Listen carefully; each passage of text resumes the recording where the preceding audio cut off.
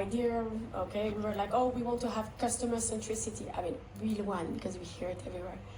And then after we added our regulation part, because for bank it's extremely important, and then we created the business model. We were four, so it was not evident to become, to then evolve in a leadership or executive role. It was just a natural part, I would say.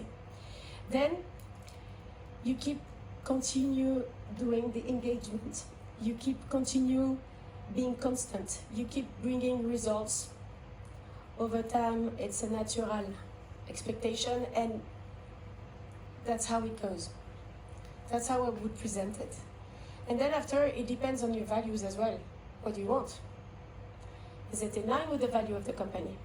Then when you create a bank from scratch, is it the values you want to put your own values in it? And that's something we did on our side as well.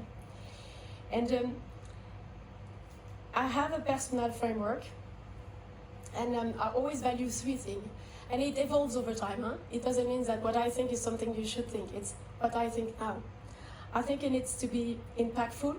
I think it needs to be in an alignment with me. I need to look at myself in the mirror.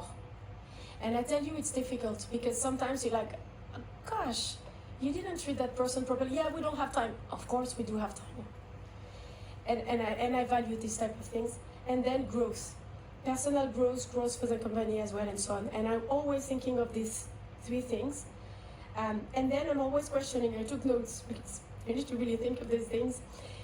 Do I make a real difference being in my position? Does it bring value actually to the company? Yes or no? Then after, you choose to go out if you believe it's not the same. Does it look like it's my choice, or is it the choice of someone else? Because when you come to have shareholders, suddenly it doesn't become your choice anymore. And then, does it push me to evolve? So these are my points. That's a great point about pushing oneself to evolve, and maybe even mentoring other people, and being a little bit pushing the people you're mentoring also to evolve. So that's a very very insightful set of answers. And I'd like to pose to Catherine, if you could share, along the same lines of navigating leadership opportunities, if you could share a time in your career when you had perhaps a setback, but actually that ended up being a positive in the long run. You alluded to this by saying being underestimated sometimes can lead you to, fulfilling your the expectations or surpassing them. But what happened, if you can share anything about a setback that actually was, in the end, not really a setback, positioned you well for the long run? The biggest one was I told you from UBS, this blockchain project out. A big consortium was backing it up, and we were doing this. I was leading this business plan phase. Very successfly finished. Everybody was saying great, and then it was supposed to be, and I said, great, this is going to be, now we build a company, and this is going to be, I'm going to be, and then underestimating me, I was like, I would like to be the CEO, but I don't even dare to ask, But inside, I was not even saying it. So you still underestimate yourself even when you're older. I don't believe this. Anyway. So I was then set back, and I said, okay, so I'm not anymore the UBS, which after 30 years has become your buddy, right? So I had to start a new career. And I was so fascinated by the technology, and said, okay, so how am I doing this? All my networks and connections are at UBS. But then I had to sit back, and I said, so what now? This is my chance, because I sort of had the golden chain on, as we say at UBS. And I said, this is my chance. What am I interested in? What do I want to do? And then I started to first go here and here and here, and just curve around. I didn't find my way right away. And then very clearly it was going out to events, going to understanding startups, scale-ups interests me, innovation interests me, technology. And so I found my way into this fantastic career that I have now, into my own company where I'm my own boss, and I tell which mandate I do, and it's so diverse and so interesting. that this was a big plus. So this is later in my career, and I think I just want to quickly say in earlier career, of course, that happens too when you have a project that goes south or something. And the big important thing you have to be is resilient. Don't take it personally. Whine, cry for a day, then forget it. And then just say, okay, and what is the positive? What did I learn about it? And what can I do with it? And don't give up. Don't give up. And if you get turned out, you said, I'm going to show you. But what is important is you have to understand your facts and figures and be secure. The self-secureness is also, you said it, you have to learn it. You have to make sure you know the facts, you know the figures, you know I can do it in principle, right? And then you just have to convince the others. So I think that is a key thing. Be resilient. That's great advice. Resilience is something we don't often pay attention to, but it's very important to develop both ourselves and when we're teaching children how to be resilient. It's a very important aspect of growth. I'd like to ask Ruri to weigh in on this. Maybe you can share something from your research on this topic of assessing risk in leadership roles. So I know you recently published something about the concept of glass cliff. Can you share something about that, what that means, and how you see that playing out for women Yes. in leadership? So I don't know, have you ever heard of the glass cliff phenomenon before? I see some nodding heads and some shaking heads. It makes a reference to the glass ceiling, and it's a phenomenon whereas women are more often promoted to leadership roles when there's a crisis. And because women are often underrepresented, you wouldn't see this pattern for men. And this particular phenomenon then also makes it more likely for women to be set up for failure, or to have shorter tenures in their roles, or to basically be encountered with more career risks. Sorry, is it? And so a lot of my research, thank you for the shout out, was about finding out why women end up in these kind of roles. And it's very difficult because there are a lot of systemic things at play, like gender stereotypes, whereas maybe some people think that women are just better at communicating to people, are more people oriented, can handle like fires better basically. Or just endure a crisis more passively than men. But there are also other motives like wanting to signal change to stakeholders, because if so far all the leaders were men or they were all male boards and suddenly I appoint a woman, I send a very strong signal and I show that the company is doing something, for example. And finally, maybe some people are just sexist and want to prove their own hypothesis that women maybe don't make good leaders. So there's a lot of different things at play, just to say that, of course, women's own decisions shape out their careers, but also obviously there are a lot of systemic barriers that hinder women's advancement, which are not as clear if it's not a glass ceiling per se. It's not just a matter of representation, but it's also a matter of different things at play. And in terms of, I think, risk assessment, I think it's interesting because a lot of research actually shows that women and men look at different resources when they choose their careers and think that other things are important. Like, for example, women look a lot at what kind of social resources are available in their leadership roles, whereas men often look at the financial side of things and look at how much power and influence do I have. Women more often also look at social impact. What can I do? What kind of values do I have?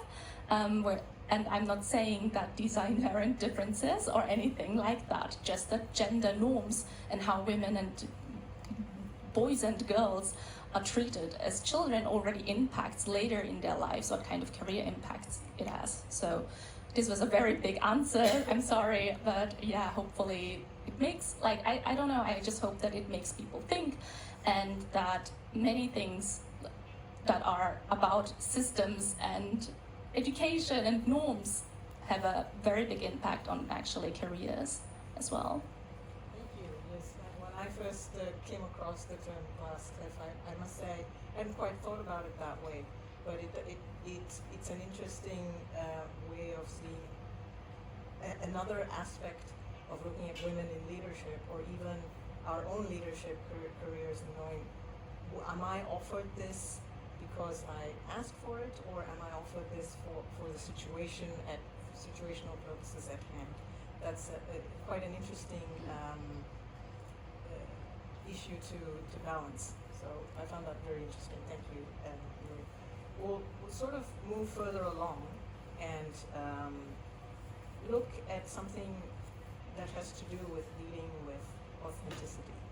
When can you lead just the way you are, be whoever you are, and when do you have to mold yourself to the situation, and when can you how do you balance the two sides of the spectrum, right?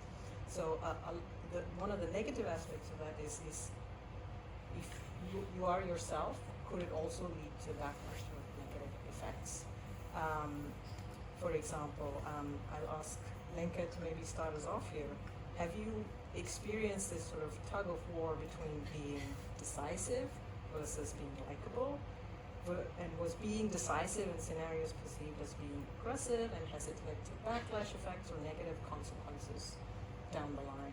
And how did you handle that? Yes, I think that's yes, of course. I made this experience. Then, in leadership, it is not unusual to be seen as decisive or so-called bossy. But well, I am a boss, so why not? And so it is. I think that a leader has to be clear and clear even, and give the direction, and should be accountable. And so far, and if I am together with my team, and we share the values and the purposes of our work, so then it will be accepted quite well. So if I am a boss, yeah, clear. So I think that we should admit that is our role. So it is, if you will lead, and you know the direction for your team, what is your shared purpose, then it will be very well accepted that you are sometimes bossy, and because it is necessary sometimes. Yeah. So I'll pose another question to Rory, if I may. What practical steps can you suggest organizations take to challenge or to create a culture where diverse leadership styles are valued, and specifically to avoid these backlash effects of being perceived? If a woman is bossy, it's differently perceived than if a man is bossy, or something along those lines. Yes, I would like to know the answer to that question myself. But I think, yeah, it's a great question, and I think it was a great answer, because if you want to be a leader, you gotta be a leader, right? So there's not much that one can do. In terms of practical recommendations, I think specifically for the backlash effect would be very difficult to implement if one does not consider the whole situation of an organization. And I think it's important that organizations have tailored approaches to address gender inequality within their systems, because each organization will have different type of challenges, different dynamics and cultures, so it's very difficult to make a general recommendation. But unless to address like that, the whole organization has to have a better organizational climate, has to do better in their policies to promote gender equality beyond just statements or like superficial statements, right? But really to have like initiatives like what you mentioned in your career, being able to work part-time during raising children, or having or having like enough women leaders in their roles so that specific women are not singled out or perceived as like atypical. So this goes on for a really long, like the list is very endless, but basically my answer would be to address the whole organizational climate, starting with real, like impactful policies and initiatives that shows that we value everyone, we value women, we give women the opportunity to be leaders in all our organizations. And then I think other like sexist form of backlash, like will naturally go down, if that makes sense. Yeah. I just want to add to that. Yes. But the fact is, if they just talk about it or have these policies, it's not happening. If they don't have we need role models. I would have loved role models. I would have loved to see a woman in charge at the bank and there and doing this and that. Now more and more you have it, but we need the role models. And for all the women who are, and I think that's why we're here probably, she and her, we have to say it's possible, you can do it. And we have to see this, and I think that is so important. If they just talk about it, it's not going to happening. And I do assessments for scale-up companies, right? They're not anymore startups. They're like 5, 6, 7, 8 years old. I see 50 companies like that, and I really assess them. 90%, there is no women in the board. There is no women in management.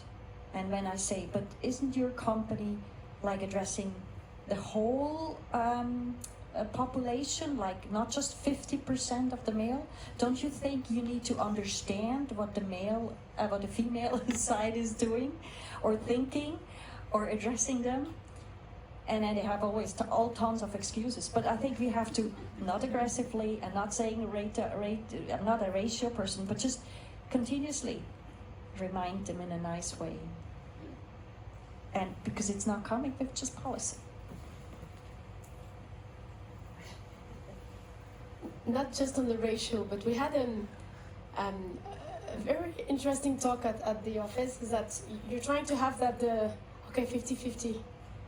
But where are the 50? Exactly. And they are doing it everywhere in all companies. So you have all the executive assistant, they're women. And then you go in other and they're like, no women, where are they? So I agree with you, and you have to voice it. The problem is that each time you're trying to voice it, you're being seen as a feminist. It has nothing to do with it. And I think it has to be said. And second point, I take the opportunity to say it as well. Ladies, you can have it all. The career, the husband, if you want to get married, the kids and everything, it's possible. Just a good organization, we are all made for that. So you can have it all as well. So, before we open it up for questions from the audience, I think we have some time, right? But I do want to have one last one last thing which most of you already covered, and whichever one of you feels you can answer this question, give your thoughts, then we'll move on to questions from the audience.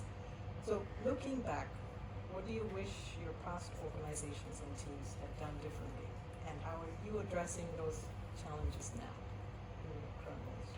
So, take your pick. On my side, I would have welcomed more honest, two-way feedback. We are not made for that. Nobody is teaching us this at school. Please change your way. It's good to have feedback. It's good to be challenged. It's good to hear that you are a mess in some situations, because then you can improve. But if you don't know, and if you don't have this two-way, so this one. Second one is some leaders are not empowered early enough, like to be able to identify, these little seeds that are something special. And yes, be more intentional. So trust, ownership, and inclusion, these are the things you should be like, okay, you push for it. Not only talk about it, then after you push internally for it. I have 3 kids. all company knows them. Why? Because sometimes there is a problem of organization. It happens, and it makes I mean, probably me more human, but it shows to the others that you can do the same. Or disorganization happens. It happens. So these are my.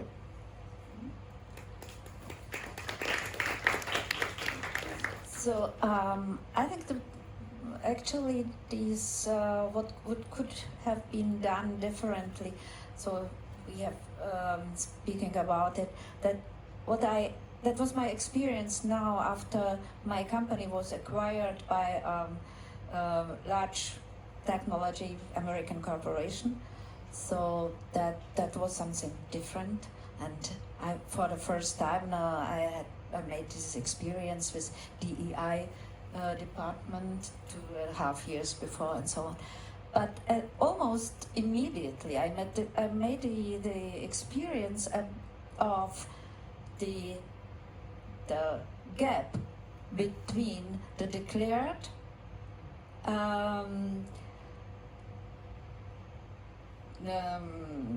governance or declared purpose of the company and the governance lived day to day. And this gap was actually quite significant, especially if some issues arose. And then the management was not able to deal with it, actually.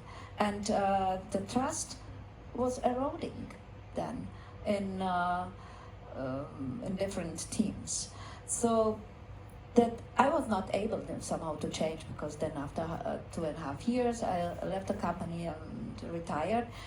But I think that was for me one of the last, or perhaps the last, learning moments. So to say, what is the difference and the gap between these declared purpose and the living culture of a company? It should not be such a huge gap between. Then otherwise, the growth of the company, the purpose that we are striving to achieve, is then the growth is limited. Because the people do not work effectively enough and do not feel good in a company. So I think that the message was to look at your declared purpose and lived purpose.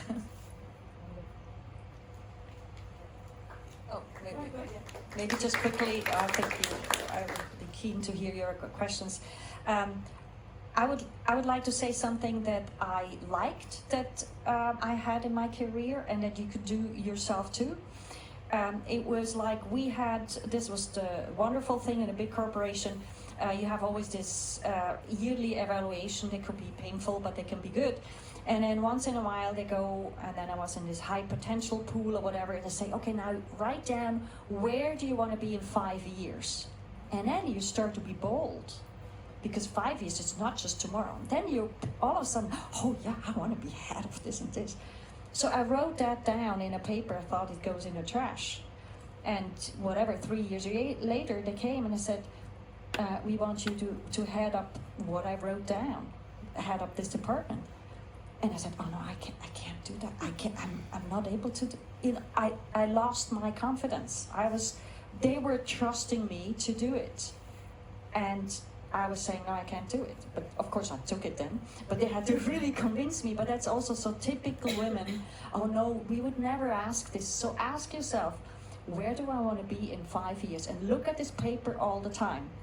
And maybe also discuss this with your bosses. You say, look, at 5 years I would like to be there.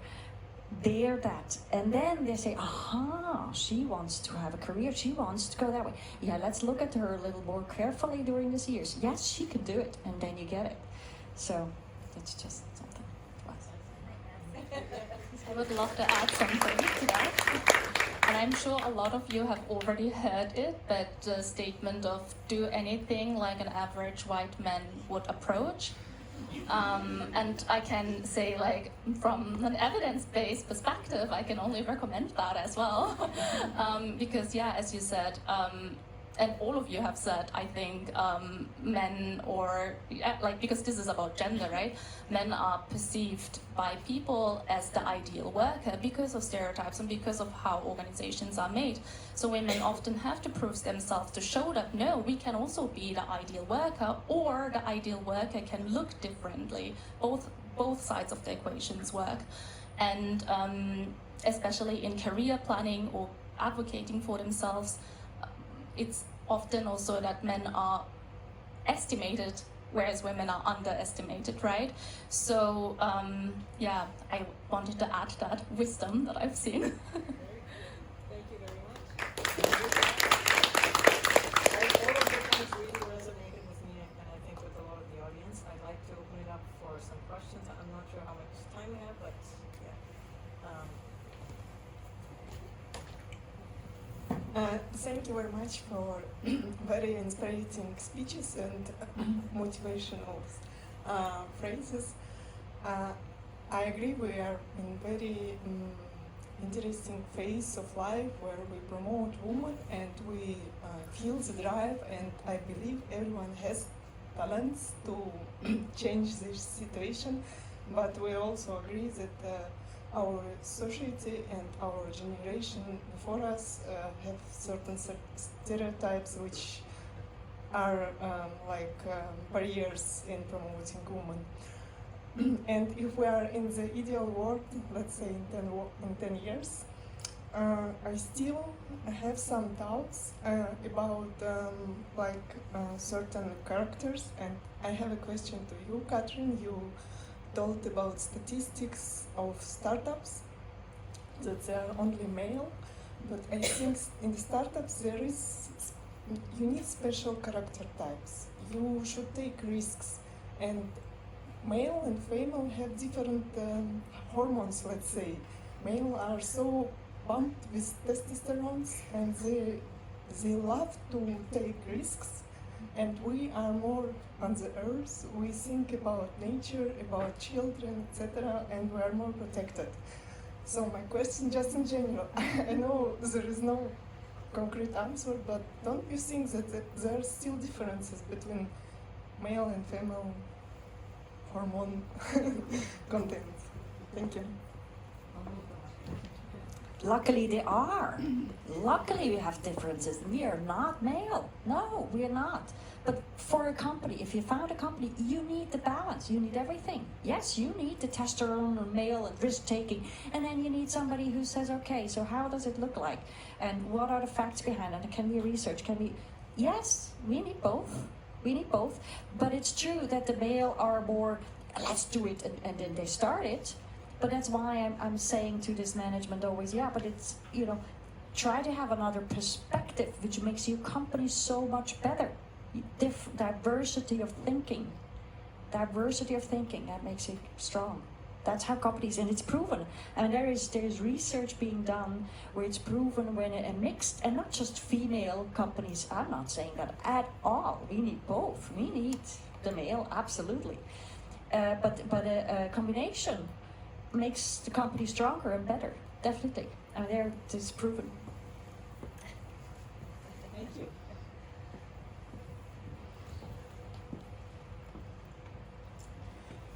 Thanks a lot. It was a very interesting conversation. My question goes a little bit in the same direction, because I have the impression that woke is sort of a bad word nowadays. And I often find myself in discussions especially with men, about this subject. And they often say, well, if you're in a plane and you hear that there's a woman flying and they have a gender quote in the company, wouldn't you be wondering whether that person is as skilled as her male colleague? And I'm really at a loss for what's your answer to a question like this. When it comes to skills, it's different than when we're talking about competencies, about leadership, right? But regarding skills, what is your answer to that? Who would like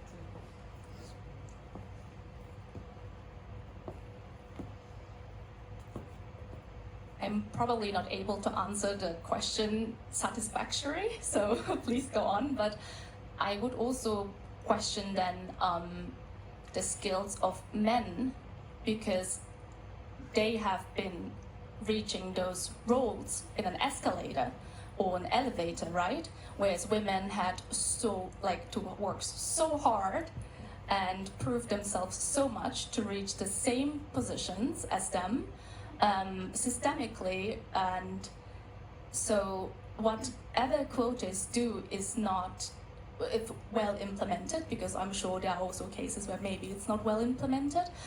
It's not to say we're taking unskilled workers and putting them into positions, but it's to say that we are mindful about the topic of diversity, and we're looking beyond the surface and really looking more like it should really do the opposite in an ideal situation. So I would probably be more worried in a in a situation where I'm like, so they've chosen a man for this skilled position because of some automatic escalator move. But yeah, so the topic of quota often comes up, and I understand that it's can be a frustrating topic, but actually if well implemented, quotas is not about having unskilled or underqualified people in leadership roles or in any positions. Yeah. Shall I say something here? That always comes, right? That's exactly. That's like great now, and now it's a woman. The quota woman is now in the leadership. Let's watch her, right? And then you have all these people watch, and if you do something wrong, they say, see, she did it. There we go. We knew she can't do it. You are being watched very carefully. It's the case. We have to prove it's not the case. It should not be, maybe this woke was going too much to one end.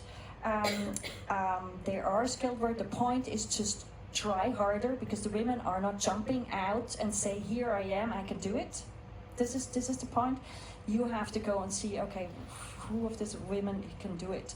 And they're not outspoken, and that's where we have to be better. We have to be better in outspoken, say, here I am, I can do it. But on the quota, it is, I always hate it when a woman fails. But it's just like men, we also fail. So my learning from my career is, so I was always really very passionate about my work, and I was proud of the impact we had with the data, with this analysis on all the stakeholder in cancer care. And actually I was not focused on climbing the career ladder. So I think that is quite typical way. So women are much more focused on their work and on the purpose of their work, and somehow neglecting the structures or the power plays, games in the dynamic structure of the organization. But what the learning is, seek your allies, and you will find them, the people who are sharing your values and your purposes, and then they will go with you and they will support you. And if it is not in the same organization, then left the organization, find your own place, shape your own place. Then or you will find a better environment sharing your values, and don't be afraid to change your way, to find a new one.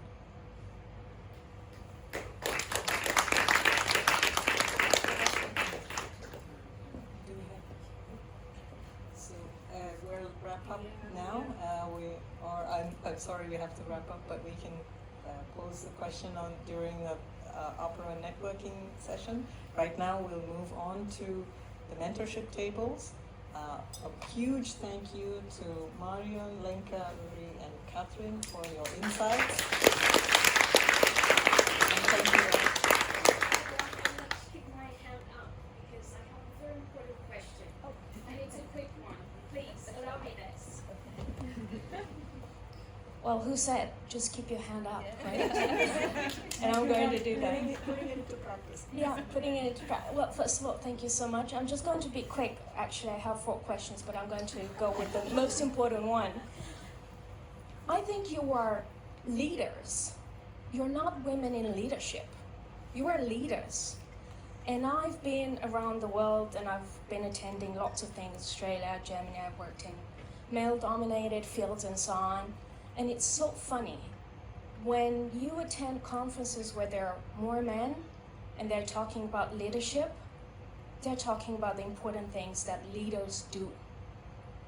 Every time in every country that I attended, when there is a conference with women, more women, it's all about women in leadership, women in management, women in automotive, women in healthcare, women in fashion, because also the shoes are designed by men, most men, and so on and so forth.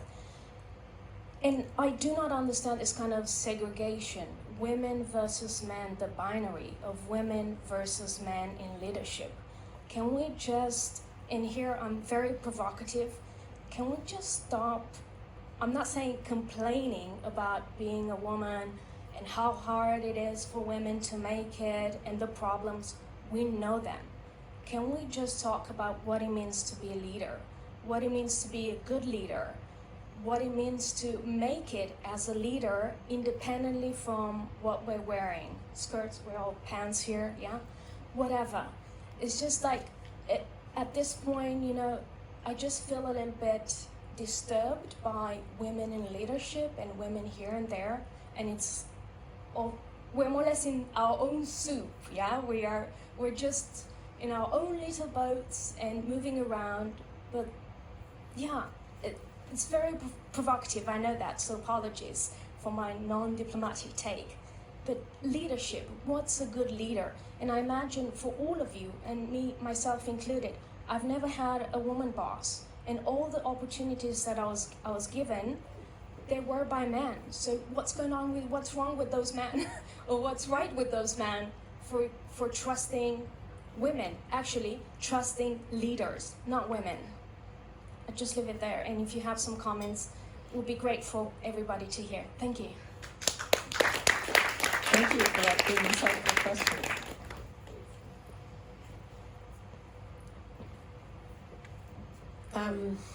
I think you resume it very well. When you're in position, we don't take the time to do that. We don't take the time to support other women. We support anyone. But we don't support other women as per se because they're women. We don't take the step back. We don't even think of it. I mean, on my side, I'm just thinking of... And the problem is that others are being vocal, but not enough, or at least we keep hearing differences. And that's the issue. I understand what you're saying, but I'm going to give you another example. We created with Celeste, who is here, a community called She Wells Collective, because women do not take the first step to do investments. They do not do the first step to put a little bit of money on the side. They do not do it.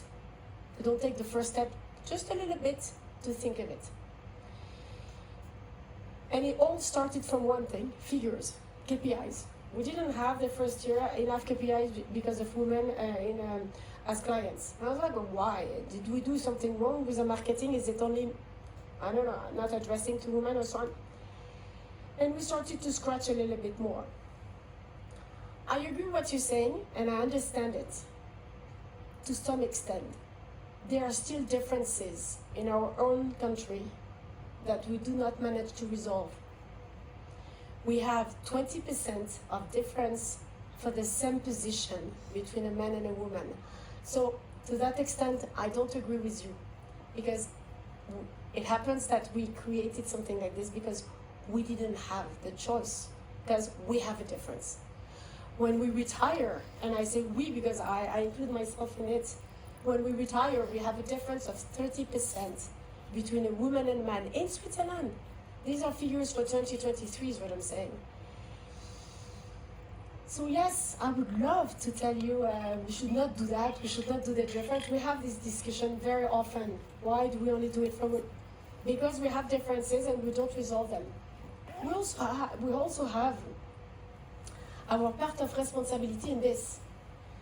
We raise sons and daughters. Why our sons are coming into the society thinking like the others and do not keep the ideas we have given them? A part of responsible, 50% of it. So that would be my answer to you.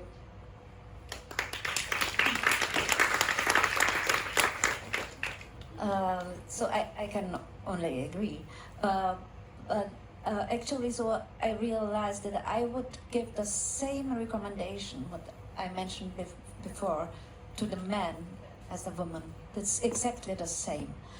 But I will encourage more women. I will encourage them to be leaders. Then if we do not have enough leaders, so we will stay in the same situation forever.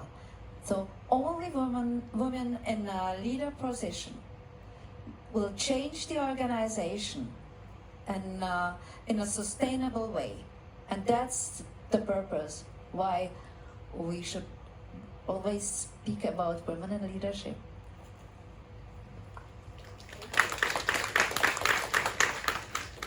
And to add to those wonderful insights, I would also wish that my research was not necessary and I could just research humans in leadership.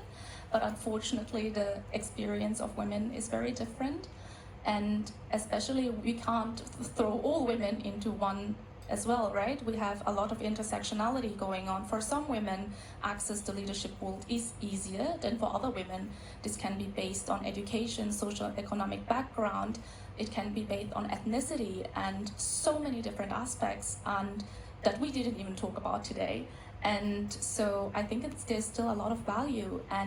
But I do agree with you on the aspect that why is there no workshop for men on being better allies? Why is there no workshop for men to be fairer, more inclusive leaders? So there is none because they wouldn't come.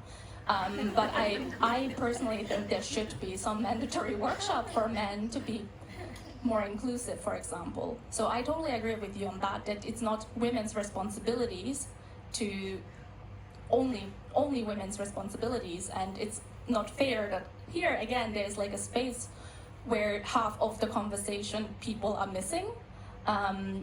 Yes, so I wanted to add to that. I think we have to continue. The only thing what I would say, all well said, sign everything. I hope we didn't show, and I think none of us did, that we're victims. Absolutely, that was my biggest point today, to not say we're victims, we're poor guys, we're so. I hope we didn't perceive that as perceived as that. That's really not what we wanted. It's exactly the contrary. Just speak out louder, and that is the truth. And sorry, I've seen it so often that this is just happening, and that's why those are encouraging things that you need to say more to the female than to the male. But when you're a leader, I'm a leader of male and female. I know, to those I don't need to say this, to those I need to say this, maybe more. So you have to adapt. I think we are all leader to any gender, and we are not victims. No.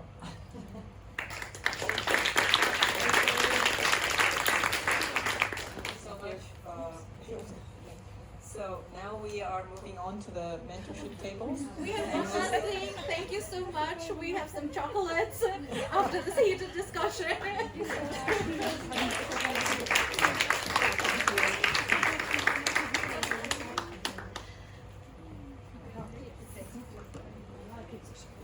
so we will have the mentorship session, so you'll see some names and records.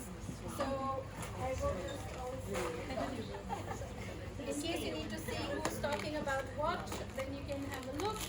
You can also get something to eat if you're a bit hungry, and decide which table you want to go to. And one last thing, there is the caterer, which will be upstairs. So in case you want to be interested in a workshop upstairs, so that we're welcome to 6 tables here. And thank you so much for this very awesome discussion.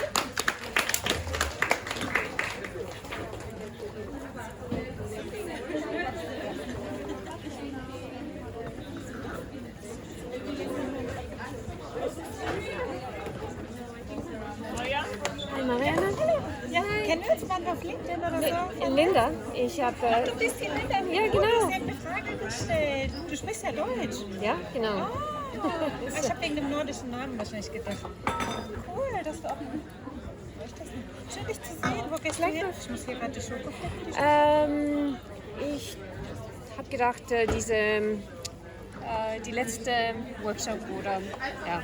Wie hat es dir gefallen soweit? Hallo, Du bist von Marketing. Genau, ich habe gerade gedacht, ich soll mal kurz geholt. Ja, danke dir. Wie hat es dir gefallen soweit? Ganz gut, ganz gut. Ja, ich bin... Spät abends, gell? Ziemlich spät abends. Ja gut, also das ist normal von dem her. Nein, ich bin gerade auch heute noch eingesprungen für den Pre-Event zum einen von, weil der Event wird ja bei uns gehostet dann am... I think this was leave for chairs, so it's percentage leave. Yes. Oh, we are in the same. It's about network. Network. And you want some maybe the one I wanted to be was it about the self image before something like this? I don't know.